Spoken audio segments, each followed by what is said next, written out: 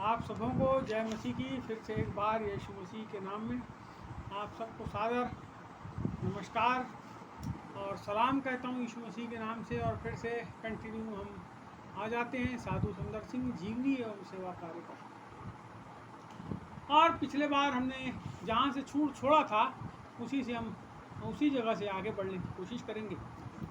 अब साधु सुंदर सिंह जो हैं वो तिब्बत में प्रचार यात्रा करने की उनके मन के अंदर कैसे बात आई और उन्होंने कैसे ठाना, इस बात को हम देखेंगे।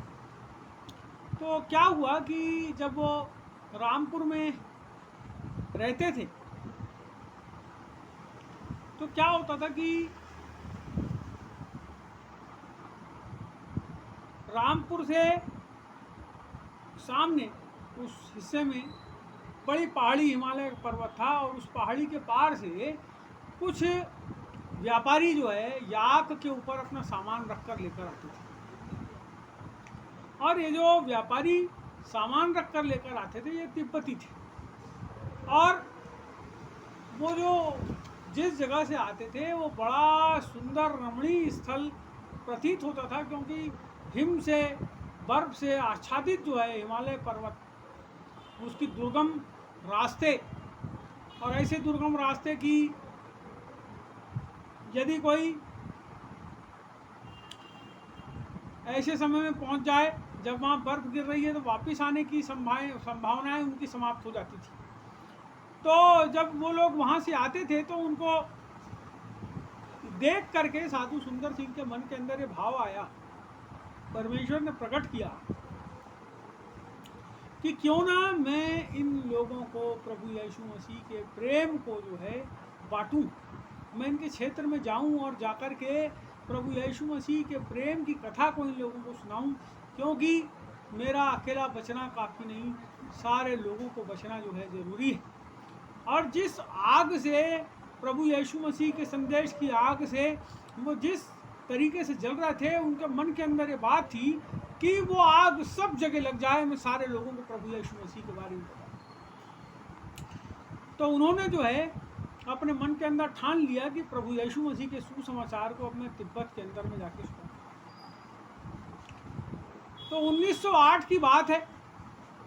साधु सुंदर सिंह 19 साल के हो चुके थे और उन्होंने मन के अंदर सोचा कि अब मैं जो हूँ तिब्बत जाऊँगा। वे चले, परमेश्वर की उस आग को हर जगह लगाने के लिए अपने घर से, अपने स्थान से जहाँ वो थे, क्योंकि घर वाले तो निकाल चुके थे, तो जहाँ वो रहते थे उस जगह से वो निकले और घुमक्कड़ साधु के रूप में वो काफ़ी प्रख्यात हो गए थे, घूमते रहते थे और कई जगह जाते थे। लोग, बहुत से लोग उन्हें सम्मान करते थे, बहुत सारे लोग उनका सम्मान नहीं करते थे। अब ये हुआ कि जब वो सतलज घाटी को पार करके तिब्बत के सीमावर्ती इलाके में प्रवेश किए, जब उन्होंने सतलज नदी बहती वहाँ सतलज नदी, उसको पार किया, और जब उन्होंने पार किया तो उसके घाटी को पार करने के बाद जो है वहाँ के सीमावर्ती इलाके में, तिब्बत के सीमावर्ती इलाके में पहुँचे। तो जब वो वहाँ गए तो उनकी जो मुलाकात है, जब वो वहाँ पहुँचे तो मोरवियन मिशन के 2 प्रचारकों से उनकी मुलाकात हुई, मिशनरियों से उनकी मुलाकात हुई, जो 50 साल पूर्व उस जगह के ऊपर आए थे और आकर के जो है उन्होंने ये सोचा था कि हम तिब्बत के अंदर में प्रभु यीशु मसीह की सेवकाई को करेंगे, अंजाम देंगे। और वो जो लोग हैं लद्दाख, तिब्बत की बात तो नहीं है, सॉरी क्षमा करिएगा, वो लद्दाख जाकर के जो है परमेश्वर की सेवा करना चाहते थे। और लद्दाख जो है वो तिब्बत नहीं पड़ता है।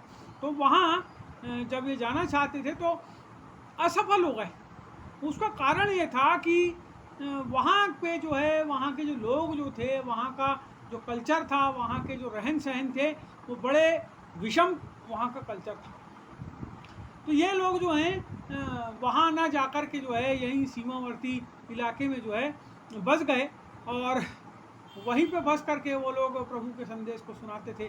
और जब साधु सुंदर सिंह से उनकी मुलाकात हुई तो उन्होंने उनको प्रभु यीशु मसीह के नाम से अपने घर में ठहराया और उनके साथ बड़ा अच्छा व्यवहार किया।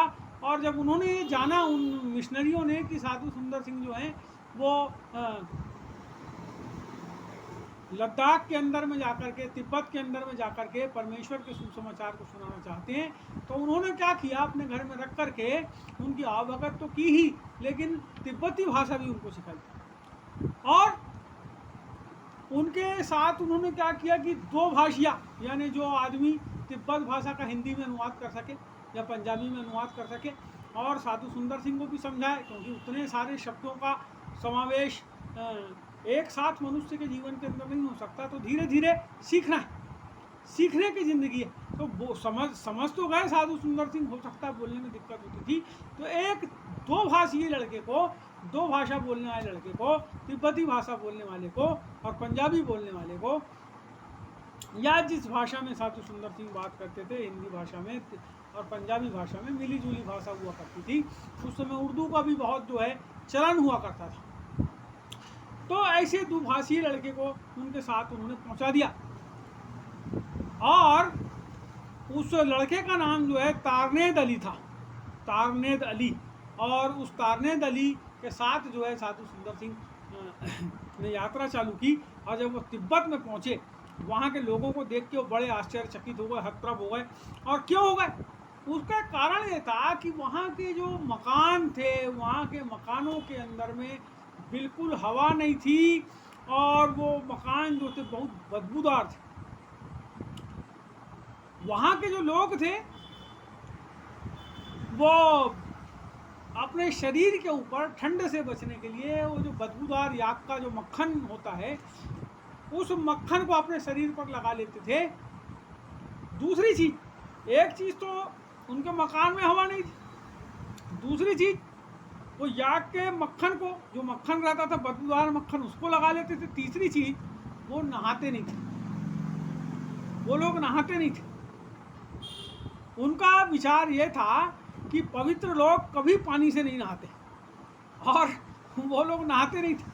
अब जब यहाँ पे साधु सुंदर सिंह जो है जब ये पहुँचे, तो उन्होंने देखा कि वहाँ के लोग जो हैं, उनका जो भोजन है, वहाँ के लोगों का भोजन कड़वा भुना हुआ भोजन खाते थे, नमक मिला हुआ जौ खाते थे, और वो चाय पीते थे, उसमें बदबूदार मक्खन को डाल लेते थे चाय के अंदर, उस चाय को पीते थे। और जब उन लोगों ने ये सब चीज़ें साधु सुंदर सिंह को दिए, तो साधु सुंदर सिंह ने उसको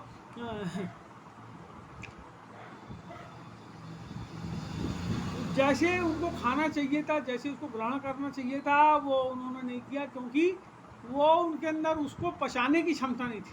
बहुत हैवी फूड था वो, बहुत ज़्यादा हैवी। और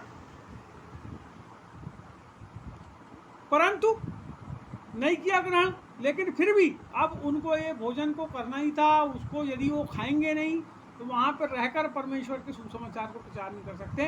तो उनने धीरे धीरे उसके बारे में अभ्यस्त होना चालू किया। और जब वो देखे तिब्बत का माहौल, तो वो पूरा बुद्धमय माहौल था। वहाँ पर जो है लोग जो हैं, बहुत सारे लामा लोग होते थे, बौद्ध मठ थे, और उसका संचालन जो है लामा लोग करते थे। और हर जगह जो है प्रार्थना के झंडे हुआ करते थे, वो लहराते रहते थे। घरों के ऊपर प्रार्थना के झंडे थे, वो लहराते रहते थे। और एक प्रार्थना चक्र होता है, उसको लेकर के जो है लोग दिन भर जो है प्रार्थना, वो लामा लोग बुदबुदाते रहते थे। बुदबुदाने का मतलब उच्चारण करना, वो उच्चारण करते रहते। तो जब प्रभु यीशु मसीह का प्रचार साधु सुंदर सिंह ने वहाँ पे चालू किया, तो वहाँ के लामाओं ने जो है वो साधु सुंदर सिंह का विरोध किया। एक दिन की बात है कि साधु सुंदर सिंह जो है वो बर्फीली नदी में जाके नहाने, क्योंकि उनकी आदत थी, वो रोज़ नहाते थे, कितनी भी ठंडी हो, कितना भी कुछ हो, वो जाके नहाते थे। तो वो बर्फीली नदी में, बर्फ़ वाली नदी में, जो पानी बिल्कुल ठंडा, जो लोग गए होंगे उस तरफ में सतलज नदी के पास, गंगा के पास, तो उन लोगों को पता है कि वो जो बर्फ़ जब पिघलता है तो पिघल के कितना ठंडा हो जाता है। आप यदि 2 मिनट पैर डुबा के बैठ जाएंगे तो आपके पैर अकड़ जाएंगे और आपकी हालत ख़राब हो जाएगी और आपकी तबीयत खराब होने का भी भय होगा। लेकिन साधु सुंदर सिंह जो है वहाँ नहाते। तो एक बार उन गांव के लोगों ने, तिब्बती लोगों ने देखे कि ये जो है बर्फीले पानी से नहाता है, तो उन लोगों ने जो है अपने गांव से निकाल दिए। कारण आपको मैं बता चुका हूँ। जैसे कि तिब्बती लोग मानते थे कि पवित्र लोग कभी पानी से नहीं धोते, शरीर का धोना, कपड़े का धोना नहीं धोते। अब साधु सुंदर सिंह को जब निकाल दिए उन लोगों ने गांव से, तो ये दूसरे गांव चले। जब वो चले दूसरे गांव में प्रचार करने के लिए, दूसरा जो लड़का था उसके साथ, तारने दली, उसके साथ जब वो चले, तो वहाँ क्या हुआ कि वो कई गांव के अंदर गए, तो कोई गांव वालों ने उनको ग्रहण नहीं किए और उनको नकार दिए।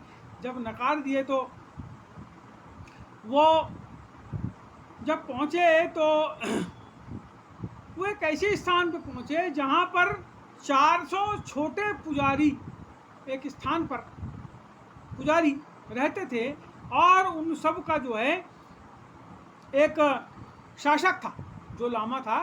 और ये जिस जगह पे ये 400 पुजारी रहते थे और उनका जो एक शासक लामा था, उस जगह का नाम था ताशी गेंग। तो ताशी गेंग पहुँचे और वहाँ का जो लामा था उसने साधु जी को जो है बौद्ध मठों में प्रचार करने की स्वतंत्रता दी कि भाई तुम जो हो यहाँ पे प्रचार कर सकते हो। लेकिन जब उन्होंने प्रचार करना चालू किया तो फिर से जो है वहाँ पे बड़ा विरोध हुआ और विरोध ने जोर पकड़ा। अब जब ये सब समस्याएं होने लगी तो अब क्या हुआ कि मौसम भी है थोड़ा परिवर्तित होने लगा और ठंड प्रारंभ होने वाली थी। यदि ठंड प्रारंभ हो जाती और बर्फ़ वहाँ गिरती तो क्या होता कि जो दर्रे होते हैं उन दर्रों से लोग निकल करके वहीं से आना जाना करते। जब तक बर्फ़ गिरती थी वहाँ के लोग निकलते नहीं थे। जब बर्फ़ गिरना बंद हो जाती थी तभी लोग उन दर्रों से होकर पिघल जाने के बाद वहाँ से निकल करके जो है बिजनेस करने के लिए, व्यापार करने के लिए उस जगह से आते थे। तो इसके पहले कि वो दर्रे भर जाएं बर्फ़ से और आना जाना बंद हो जाए, तो साधु सुंदर सिंह जो हैं रास्ते बंद होने के पहले वहाँ से जो है वो वापस आ गए। जब वो वहाँ से वापस आए तो वापस लौटने के बाद साधु सुंदर सिंह के मन के अंदर एक भाव आया कि मुझे जो है फ़लस्तीन देश जाना चाहिए, फ़लस्तीन देश जाना चाहिए। और क्योंकि प्रभु ने वहाँ जन्म लिया, मेरे प्रभु ने, मेरे यीशु ने वहाँ जन्म लिया, तो मुझे जाना चाहिए और जाकर जो है उस स्थान का भ्रमण जो है वो करना चाहिए। तो उन्होंने क्या किया, वे बम्बई पहुँच गए साधु सुंदर सिंह। और जब वो वहाँ गए तो पानी का जो जहाज़ है उससे जाने की उन्होंने कोशिश की है कि मैं जो हूँ वहाँ पानी के जहाज़ से जो है वहाँ यात्रा करूँ, लेकिन वो संभव उनका हुआ नहीं जाना। और वो वापस जो है मध्य प्रदेश होते हुए उत्तर प्रदेश की ओर जो है वो चले आए, बम्बई पहुँच गए पैदल। और वहाँ से वो महाराष्ट्र जो है उस समय महाराष्ट्र नहीं हुआ करता था, इस महाराष्ट्र और मध्य प्रदेश जो है वो एक ही हुआ करता था और इसका नाम था सीपी एंड बरार प्रांत। ये कोई किताब में नहीं लिखा है लेकिन मैं आपको बता रहा हूँ क्योंकि मेरे पिता जो थे और मेरे दादा वगैरह वो सब इसी प्रांत के रहने वाले हैं और छत्तीसगढ़ वगैरह सब मध्य प्रदेश में हुआ करता था। सीपी एंड बरार प्रांत इसको कहते थे, अंग्रेज़ों के ज़माने की बात है। और ये घटना मैं जो आपको सब बता रहा हूँ ये अंग्रेज़ों के समय की बता रहा हूँ। साधु सुंदर सिंह की यात्रा को सरकार ने निरस्त कर दिया, उन लोगों ने बोले नहीं आप नहीं जा सकते, उनका जाना नहीं हुआ। और ये सीपी एंड बरार प्रांत जो कि पूरा मध्य भारत था और उसके अंदर में महाराष्ट्र भी शामिल था, उसके अंदर छत्तीसगढ़ भी शामिल था, उसके अंदर मध्य प्रदेश भी शामिल था। अब ये साधु सुंदर सिंह जो हैं वो सीपी और बरार प्रांत, जिसको आज हम मध्य प्रदेश कह रहे हैं या आज आप लोग छत्तीसगढ़ कह रहे हैं, जो छत्तीसगढ़ में रहते हैं, या जो महाराष्ट्र के लोग हैं जो उसको महाराष्ट्र कहते हैं, तो सीपी एंड बरार प्रांत उस समय का मध्य प्रदेश। वहाँ से जो है वो यात्रा करते करते करते करते जो है उत्तर प्रदेश की ओर चले गए। उत्तर प्रदेश बहुत बड़ा था, उत्तर प्रदेश के भी काफ़ी टुकड़े हो गए, अंग्रेज़ों के समय में भी उत्तर प्रदेश बहुत बड़ा था। और ये उत्तर प्रदेश की ओर जो है होते हुए उत्तर प्रदेश की ओर चले गए। जब वो देखिए एक घटना तब हुई जब वो बम्बई से वापस आने के लिए जो है एक फ्रंटियर मेल उस समय चलती थी, वो फ्रंटियर मेल में बैठे बम्बई में। वो बम्बई में बैठे और जब वापस आ रहे हैं तो उन्होंने देखा कि एक ब्राह्मण है, हिंदू ब्राह्मण यानी हिंदू जो पूजा पाठ करते हैं, तो वो जो ब्राह्मण हैं वो एक डिब्बे के अंदर चढ़ रहे हैं। और जब वो चढ़ रहे हैं तो जो लोग हैं वो जो अंदर बैठे लोग हैं वो शायद अंग्रेज रहे होंगे। तो उन लोगों ने क्या किया कि उस ब्राह्मण को नीचे उतार दिया, और जब उतार दिए तो वो उसको उतार रहे थे, यानी वो उतरना नहीं चाह रहा था लेकिन लोग उतार रहे थे, और इतनी भीड़ थी कि वो अत्यधिक व्याकुल हो गया वो ब्राह्मण और मूर्छित हो गया। जब वो ब्राह्मण मूर्छित हो गया तो उसको लोगों ने उठा के स्टेशन के ऊपर में एक जगह बिठा ले। तो क्या हुआ, स्टेशन मास्टर को बात पता चली, अंग्रेज स्टेशन मास्टर अभी के जैसा थोड़ी नहीं, तो वो ज़माना अलग था। तो अंग्रेज स्टेशन मास्टर अरे उसको पता चला ब्राह्मण जो है मूर्छित हो गया, तो उसने क्या किया कि अपने कमरे से एक पानी पीने का पात्र बुलाया और उसके अंदर पानी भर के जो है ब्राह्मण के पास ले गया। तो ब्राह्मण जो है वो मरने पर था, उसकी हालत बहुत ख़राब थी और वो पानी पी लेता तो उसकी ज़िंदगी के अंदर बहुत काम होता, लेकिन उसने इशारे से मना कर दिया कि ये जो पानी है मैं इसको नहीं पीऊँगा।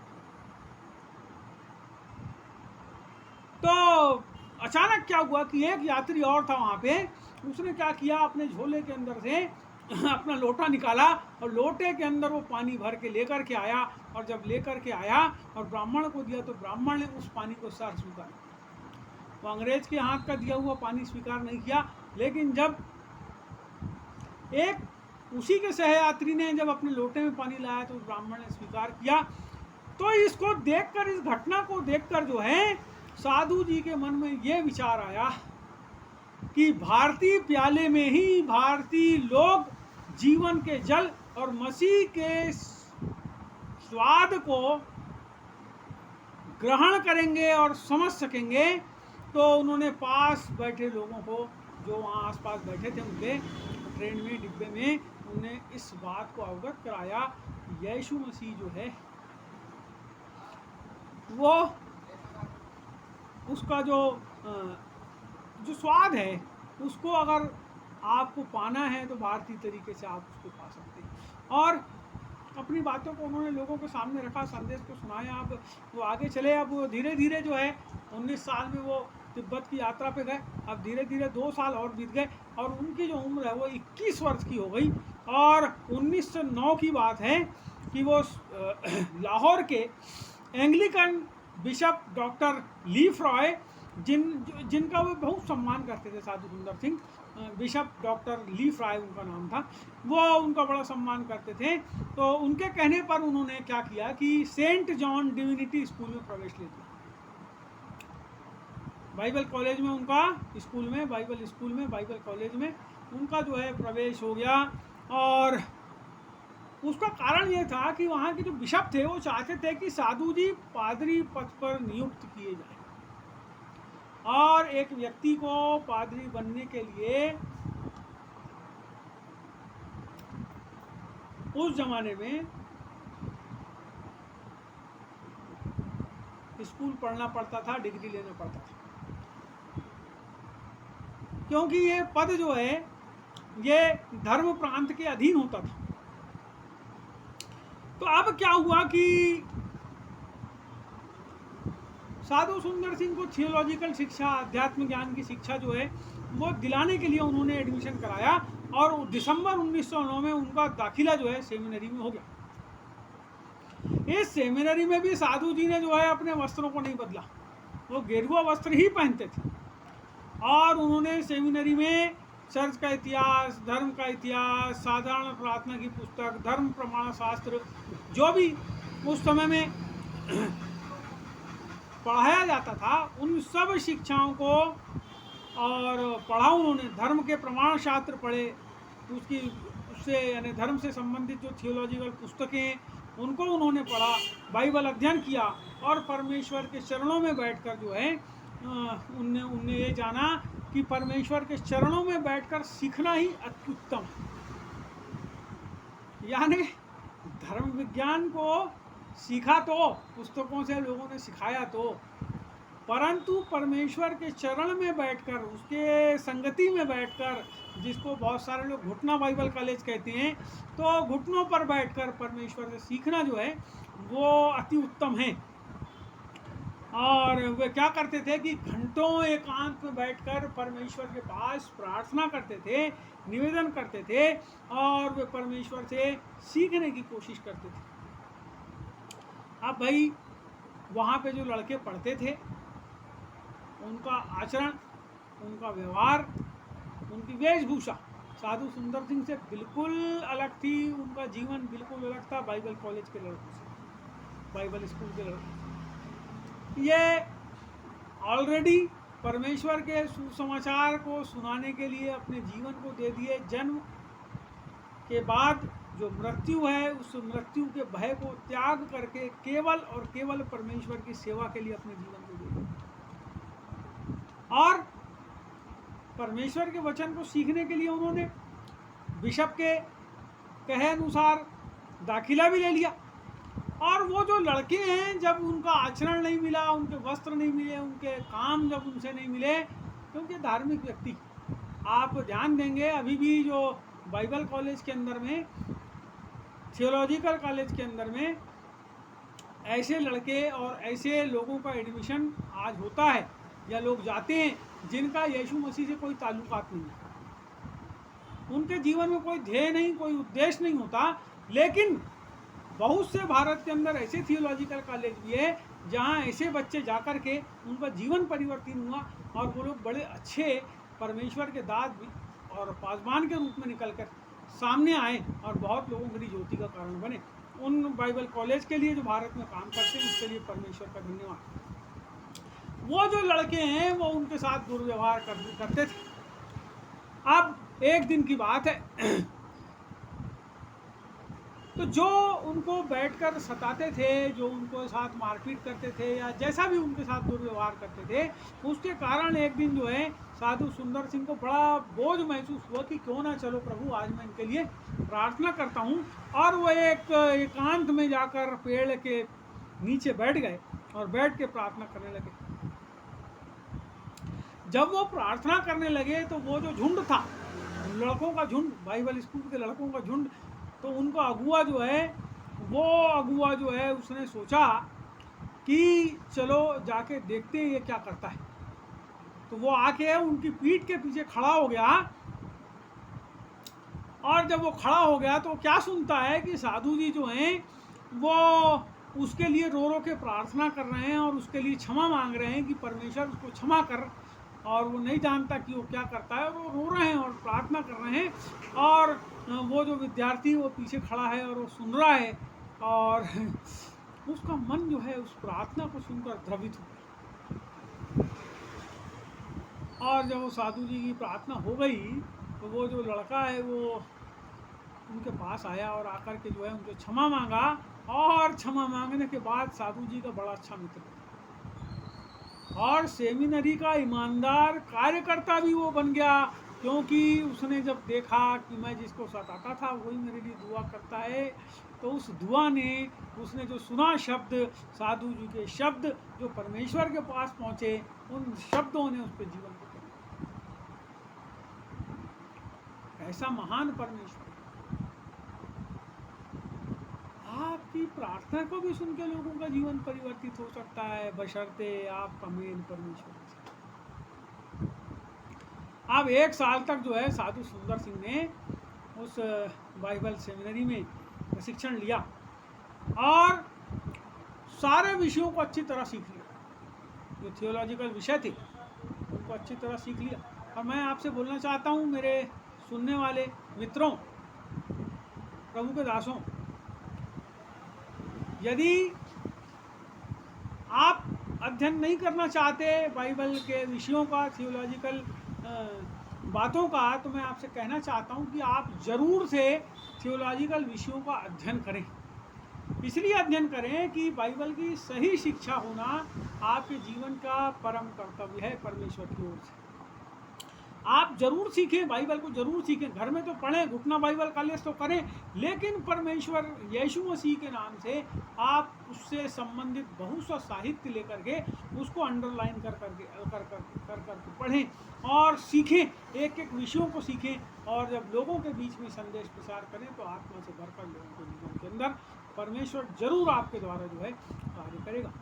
अब क्या हुआ कि ये उनको जब वो सीख लिए, सब कुछ सीख लिए, आप उनको लाइसेंस मिल, उनको प्रचारक का लाइसेंस मिल गया, तो मिल तो गया, अब लाइसेंस है मेरे पास, अब क्या करना चाहिए। तो उन्होंने एंग्लिकन चर्च का जो है वो प्रचारक हो गए एंग्लिकन चर्च के, और उन्होंने ये सोचा, आज देखिए एंग्लिकन चर्च ऑफ इंग्लैंड के पास्टर के लाइसेंस के लिए लोग आज 10-10 लाख, 10-10 हज़ार, 20-20 हज़ार, बिशप बनने के लिए 2-2 लाख, 3-3 लाख रुपए खर्च कर रहे हैं। और उसका औचित्य क्या है? यहाँ पे वो औचित्य जो आज लोग कर रहे हैं, वो औचित्य यहाँ पर साधु सुंदर सिंह के लिए क्या था, उसकी वैल्यू क्या थी, वो उस चीज़ को आप देखिए। तो जब एंग्लिकन चर्च ऑफ इंग्लैंड की बात कर रहा हूँ मैं, जिसके लिए आज लोग उसके लाइसेंस के लिए बिल्कुल दीवाने जैसे हो गए, यहाँ पे क्या हुआ है कि साधु सुंदर सिंह का वहाँ पे प्रचारक का लाइसेंस मिल गया, और उन्होंने सोचा कि यदि ये लाइसेंस मैं लेता हूँ, है मेरे पास, तो मैं अब बंद गया, अब मैं बंद गया, और बंद करके जो है अब मैं इसके आगे एंग्लिकन चर्च के आगे मैं जा नहीं पाऊँगा, मेरे को यहीं रहना पड़ेगा, मेरा जो बुलाहट है वो मेरे से छिन जाए। उन्होंने इस बात के ऊपर विचार किया, और उन्होंने वो सब बंदरों को जिससे वो बंध सकते थे, उनको उससे निकलने का उपाय किया, और उन्होंने अपनी बुलाहट को प्रथम स्थान दिया, और बहुत सोच विचार के साथ वो जो हैं बिशप डॉक्टर लिफ्राय के पास वापस गए, और उनसे सविनय उन्होंने जो है लाइसेंस वापस कर दिया। जुलाई 1910 तक उन्होंने डिविनिटी स्कूल छोड़ दिया, और पुनः जो है उसी गेरुए वस्त्र में जिसमें वो वहाँ पहुँचे थे, उसी गेरुए वस्त्र में वहाँ से वापस निकल गए कि मैं परमेश्वर के राज्य का सुसमाचार पूरी स्वतंत्रता के साथ करूँ।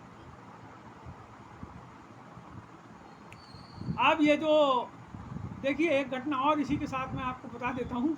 1910 की बात है, और साधु सुंदर सिंह के मित्र श्रीमान स्टोक, जो उनके साथ पुलिस खाने में सेवा किए और जिनके साथ वो जा रहे थे, उनकी तबीयत खराब हुई और वो रास्ते में उनका मुंह टेढ़ा हो गया, और उनके साथ वो एक विलायती के घर भी गए, साहब के घर, और जहाँ विलायती का जीवन परिवर्तित हो गया, और वो लालटेन वाली पिक्चर दिखाने वाली लालटेन थी, उससे प्रचार करते थे।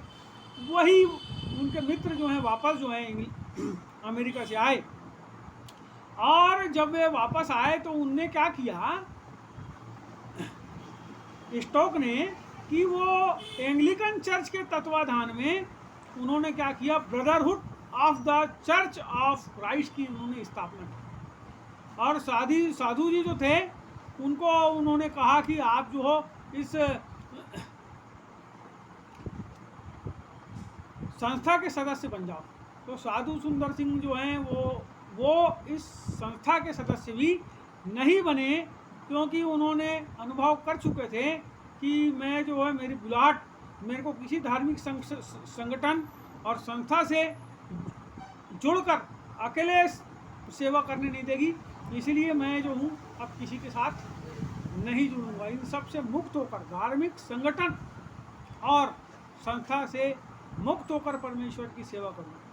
तो उन्होंने व्यक्तिगत रूप से परमेश्वर की सेवकाई करने का विचार किया, और मैं बहुत धन्यवाद करता हूँ उन लोगों के लिए जो अपनी बुलाहट को नहीं भूलते, आज भी जो अपनी बुलाहट को नहीं भूलते और अपनी बुलाहट के अनुसार स्वतंत्र होकर परमेश्वर की सेवकाई को अंजाम देते हैं। ऐसे ही लोग आज परमेश्वर चाहता है, जो ना किसी पद के लोभ में, ना धन के लोभ में, ना और किसी के लोभ में परमेश्वर की सेवा को करें, लेकिन स्वतंत्र मन से अपने जीवन को उसके अधीन करके उसकी सेवा को करें। परमेश्वर अवश्य आपके लिए रास्ता खुलेगा कि आप परमेश्वर की सेवा करो। अब जो है 1912 जो है वो आ गया, 1910 बीत गया, ये सब संस्थावाद और धार्मिक संगठन वगैरह सबसे मुक्त होते होते और तो साधु सुंदर सिंह जो हैं उन्होंने 1912 तक जो है गढ़वाल की, कुमायूं की, नेपाल की, कुल्लू की, कश्मीर की, पंजाब की यात्रा करी और इन यात्राओं के जो संस्मरण हैं, उनके जो घटनाएं हैं वो अविस्मरणीय हैं, जिसे मैं आपके सामने कुछ घटनाओं को जो है ज़रूर परमेश्वर यीशु मसीह के नाम से जो है आपको बताऊंगा। और उन रास्तों पर वे चले जहाँ से व्यापार करने वाले लोग जो हैं व्यापार करते थे। भारत के अंदर में कोई भी चीज़ें बहुत ज़्यादा मुहैया नहीं हुआ करती थी, हाट बाज़ार लगते थे और जब व्यापारी आते थे छोटी छोटी जगहों पर, बड़ी बड़ी जगहों पर हाट बाज़ार रखते थे और जब बाहर के लोग आते थे उस जगह पर दुकान लगाते थे तब चीज़ें मिलती थी। तो उन्हीं रास्तों से जो है वो गुजरे, जिन रास्तों से व्यापारी आया जाया करते थे, जिन रास्तों पर डाकू लोगों की तलाश में रहते थे कि लोग मिल जाएं और हम उन्हें लूट डालें, और मृत्यु से जो है उनका कैसे साक्षात्कार हुआ, कई बार कैसे उनके ऊपर हमले हुए, इन सब घटनाओं को मैं आने वाले अंक में आपको बताऊंगा। और परमेश्वर ज़रूर से उन सब घटनाओं के द्वारा आपके जीवन को आशीष देगा। देखिए कैसे अद्भुत तरीके से परमेश्वर उनको मृत्यु के मुंह से बार बार बचाकर हजारों लोगों के जीवन को परिवर्तित करने के लिए इस्तेमाल में लाते रहे। तो आज इतना ही कहना चाहूँगा। ये चौथा वीडियो है मेरा साधु सुंदर सिंह के ऊपर, और